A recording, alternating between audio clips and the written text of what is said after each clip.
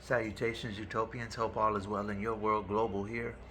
Um, so just finished watching the WNBA finals, semifinals. Excuse me. First there was the Aces versus the underdog Fever. Fever managed to see another day. Amazing performance from Aaliyah Edwards. I mean, just phenomenal. Uh, Kelsey Mitchell, instant bucket. Had plenty gas this time for the fourth quarter. Refused to go down. Seeing the city of Indiana witness back-to-back losses at home would be devastating. And Lexi Hall was just all grit and relentless. And so now they head off to the desert in Las Vegas for a final deciding game. With that being said, very impressed with this series that just concluded tonight. Phoenix Mercury advanced to the WNBA Finals for the first time since 2021, if I'm not mistaken. They only had two players returning on this roster. Um, and what makes them a little unique from the Aces and the Lynx, who made some trade deadline acquisitions and just deals throughout the season. Phoenix pretty much only signed free agents, but they didn't make any trades. Similar to the Indiana Fever, they just basically went to war with what they had. And Nate Tibbett, he has the perfect temperament to be a championship head coach. You can just tell that uh, the guy's he's only, I think, in his second year with Phoenix, but you can tell he's got a mastermind type demeanor. He seems to be really easy to play for. And he has a great future in basketball in general. Um, they're being led correctly. But before I go too far with the Phoenix Mercury, I want to first discuss the Minnesota Lynx. A lot to unpack. First and foremost, they were the heavy favorites. They had qualified for the playoffs before any team, I think, like a month in advance, and so they already knew that it was a championship or bust season. And Nafisa Collier, who I thought could have won MVP last year, went into this season again. Missed a little bit of time around the trade deadline. It was 2 weeks, but they only played 3 games, oddly enough. So it really didn't affect the Lynx as much as it did the Liberty, who are now eliminated. Um, but ultimately, uh, the Lynx were in a situation where, when it mattered the most, they were met with extreme adversity. As you all know, there was a controversial play, I believe, in Game 4 at the end. Alyssa Thomas, fifth all-time in playoff steals. Uh, there's an inbound play. Nafisa takes an awkward angle, and as sad as it is, Alyssa Thomas, in my book, made a clean play, swiping at the ball as the maestro that she is at that, and it caused a turnover, and Nafisa's knee collided into her thigh, which also led to an awkward ankle turn, and she was pretty much done for the season, no matter what, already knowing that she had missed some time during the trade deadline due to a leg injury, lower leg extremity injury. And me personally, my view on it, I honestly thought that the ref could have even called a clear path on Nafisa, just because it was Nafisa, excuse me, just because it was such an awkward angle. By default, Alyssa had the breakaway lane. She jumped on that route. She jumped it. Yes, it was unfortunate. Yes, it was sad, but ultimately it was a clean basketball play. But in society, we look for people to blame when there's some tragedies that happen. Forgive me one moment.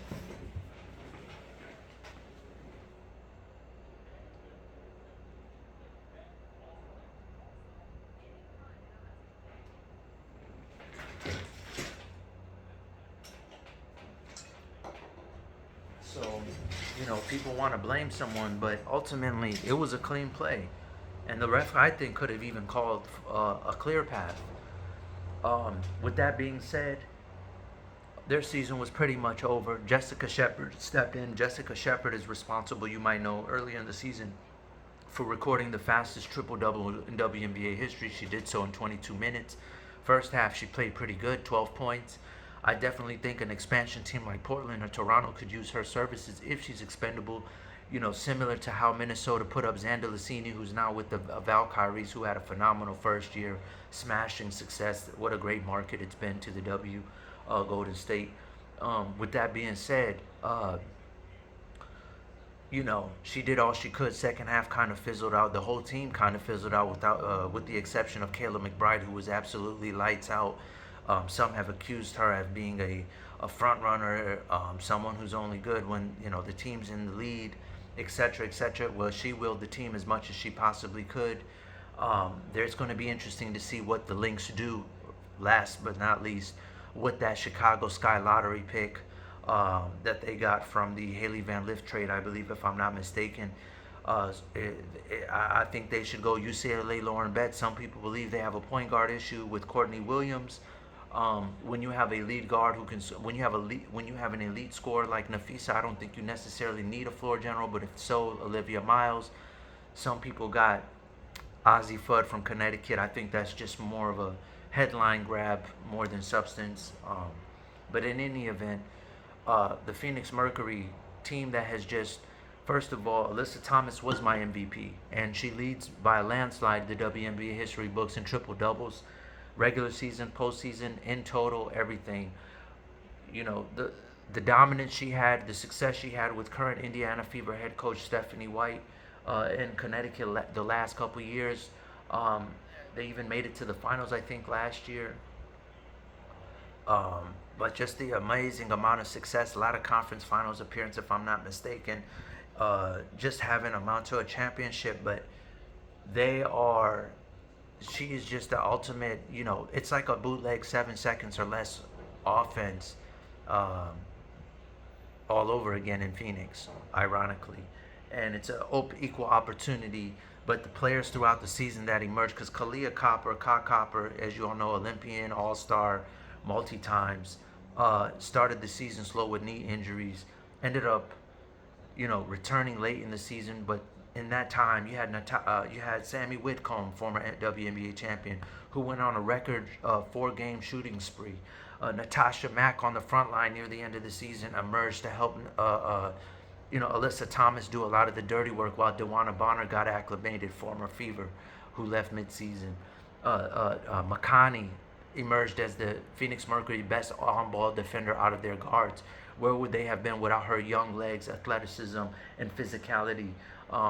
There's so many people that contributed to where they are today, making it to the WNBA Finals.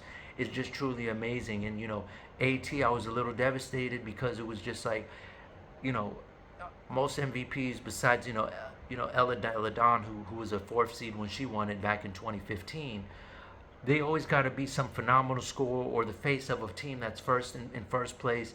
And it would have been cool to see an intangible player, because I always tell people physicality is not a metric that can be measured, and her ability to see the floor and elevate everyone's game. Ironically, and some of it can be attributed to the timing, but I seen Dejanay this season look completely different. I had Dejanay as the Defensive Player of the Year last year and one of the best top 3 two-way players from perimeter players in the W.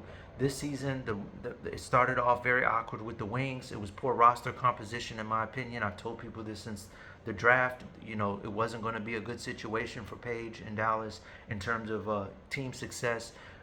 It's a very sophisticated player. You have to surround her with the right kind of talent. Even though she's a very great team player, but it just has a very particular style of play. Then you have,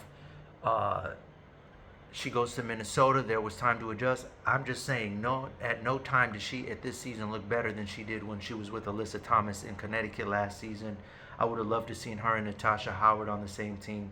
That didn't happen. She looked a step slower this season a little bit, and now she has a foot injury. That was another problem. Missing her and Nafisa just was too much for the Minnesota Lynx to overcome. I'll be surprised, though, if Dejanay returns next season with all these new free agents. I think they're going to go a different direction. With respect to Alyssa Thomas, though, in the Phoenix Mercury, Nate Timmett, and then Satu Sabli, who was a former wing, they let her walk. I can't necessarily say she would have been a great fit next to Paige, but she's the X factor on this Phoenix team. When she's playing defense, guarding 1 through 5, hitting the three regularly, taking her point forward skills to the max, they're unbeatable. But there's times where she's a little unpredictable on what you're gonna get. So, she's been it's been a bit of a journey to figure her out. But ultimately, she has been productive. It's just the times at a certain point where she goes cold out there, but she's a unicorn and she's a certified bucket getter. You hear everyone loves Phoenix, that market. Angela Reese had some very encouraging things to say about Phoenix. She sounded like she wanted to play there, really. Dewana Bonner, now that's a player who, even when her jumper wasn't working, defensively, her anticipatory skills with that wingspan, despite not being the most laterally gifted at this stage in her career, was amazing. And then she did hit multiple threes down the stretch in that fourth quarter to really send this game home when it mattered the most. And you know, at first it was a little bit nerve-wracking because she got hired in the middle of the season. She got picked up in the middle of the season, so naturally there was a reconfiguration and certain people had to step down.